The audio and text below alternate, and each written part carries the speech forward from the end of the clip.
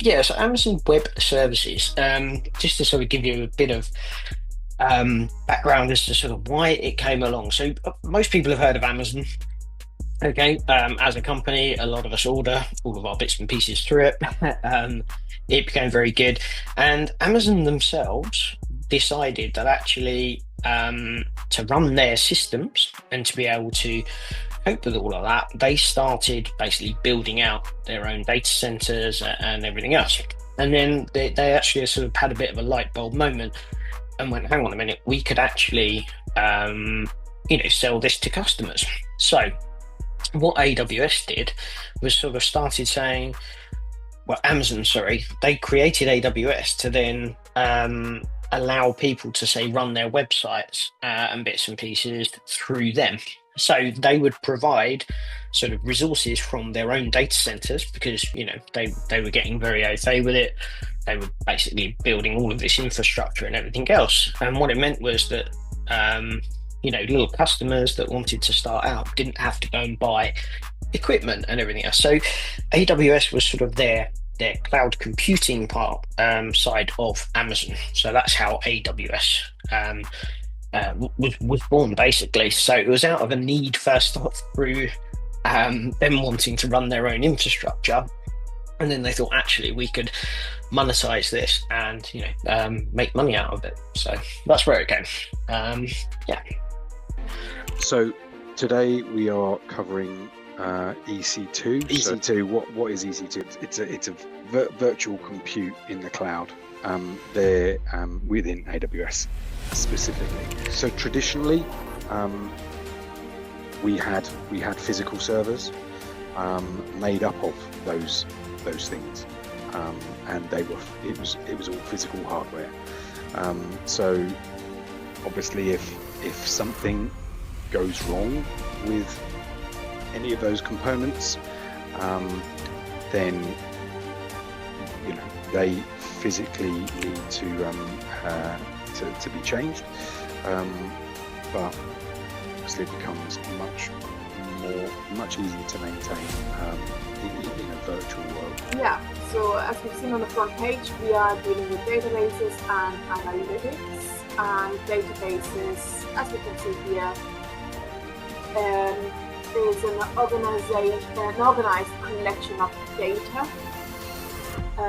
which lets you easily store, access, query, and analyze information.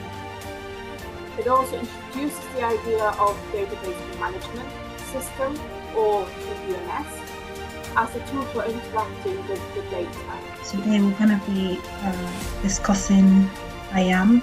Yeah, basically IAM is all about access and access management in AWS. So it's a core AWS service that is used to grant access and permissions to users. If you want to summarize IAM, it's all about authentication and authorization. Okay, authorization and authentication of users, but it's important to point out that it's not only users like myself or yourself that need access or need to access AWS environment. So you can see everything is almost, once you go on AWS, you sign in, just type in IAM. And everything that we talked about today is just there. So we now understand our user groups.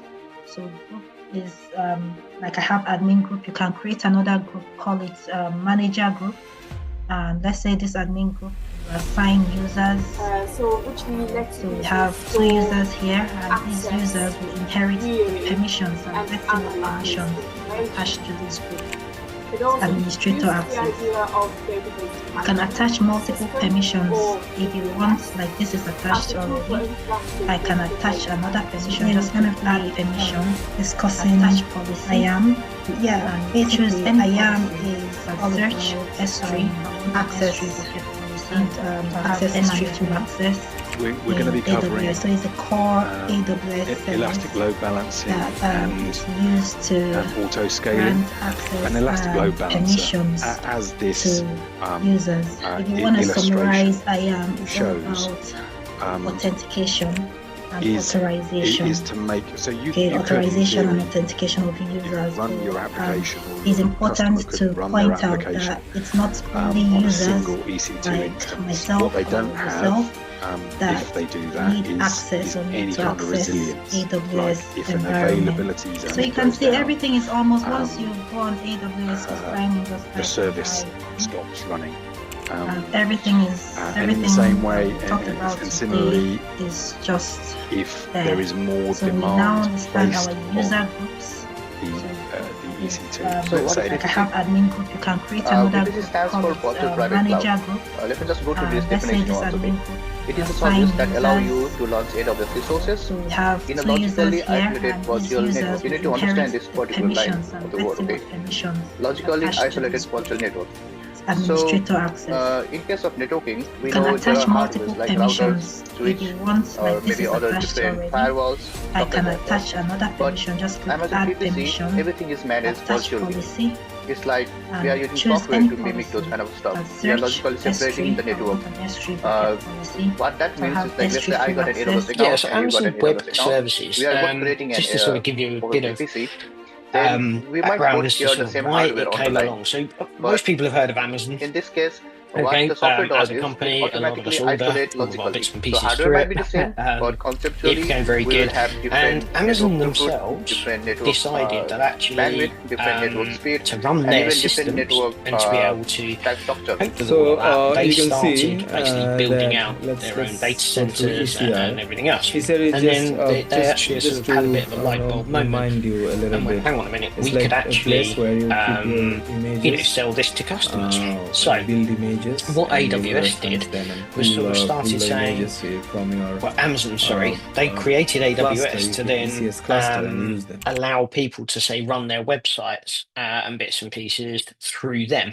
So they would provide sort of resources from their own data centers because they were getting very au fait with it. They were basically building all of this infrastructure and everything else. And what it meant was that little customers that wanted to start out didn't have to go and buy equipment and everything else. So AWS was sort of their cloud computing part side of Amazon. So that's how AWS was born, basically. So it was out of a need first off through them wanting to run their own infrastructure, and then they thought actually we could monetize this and make money out of it. So that's where it came. We're going to be covering elastic load balancing and auto scaling. An elastic load balancer, as this illustration shows, is to make, so you could in theory run your application, or your customer could run their application on a single EC2 instance. What they don't have, if they do that, is any kind of resilience. Like if an availability zone goes down, the service stops running. And in the same way, and similarly, if there is more demand placed on the EC2. So what is VPC? VPC stands for Virtual Private Cloud. Let me just go through this definition once, okay? It is a service that allow you to launch AWS resources in a logically isolated virtual network. You need to understand this particular line of the word, okay? Logically isolated virtual network. So in case of networking, we know there are hardwares like routers, switch, or maybe other different firewalls, stuff like that, right? But Amazon VPC, everything is managed virtually. It's like we are using software to mimic those kind of stuff. We are logically separating the network. What that means is like, let's say I got an AWS account and you got an AWS account. We are both creating an VPC. Then we might both share the same hardware on the line. But in this case, what the software does is it automatically isolates logically. So hardware might be the same, but conceptually we will have different network throughput, different network bandwidth, different network speed, and even different network type structure. So you can see that let's go through ECR. ECR is just to remind you a little bit. It's like a place where you keep your images, build images, and reference them and pull the images from your cluster, ECS cluster, and use them.